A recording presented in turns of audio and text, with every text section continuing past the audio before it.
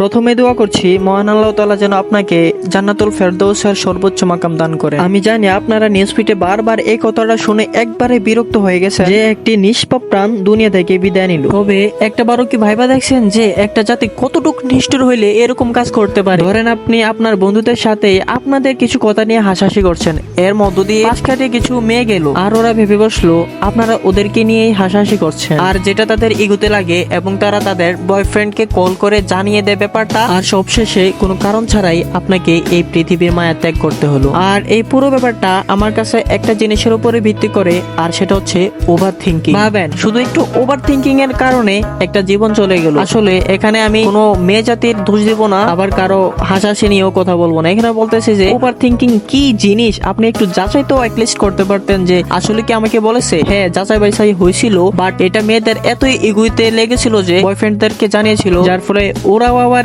একটু ওদের শক্তি দেখানোর জন্য তারা কি করছে, আবার পুনরায় আইসা ওর সাথে মারামারি করলো এবং ছুরিয়াঘাত করে ওকে হত্যা করে ফেললো। তো এই জাতি জানি না কবে ঠিক হবে। যদি আপনারা আওয়াজ না তোলেন তাহলে হয়তো এগুলা ফিক্সড কোনোদিনও হবে না। এভাবে একের পর এক খুন হবে আর মা বাবার কোল খালি হবে। তো সবার কাছে একটাই অনুরোধ রইল, ভিডিওটা আপনারা শেয়ার করে দিন, আপনাদের বন্ধুদের কাছে পৌঁছে দিন এবং সবাই মিলে আওয়াজ তুলুন। এটার আমরা সুষ্ঠু বিচার চাই। এই বলে আজকের ভিডিও শেষ করছি। ভালো থাকবেন, সুস্থ থাকবেন, নিজের প্রতি খেয়াল রাখবেন আর কোথাও অযথা হাসাহাসি করবেন না, হয়তো পারভেজ ভাইয়ের মতো আপনারও জীবন ঝুঁকিতে আছে।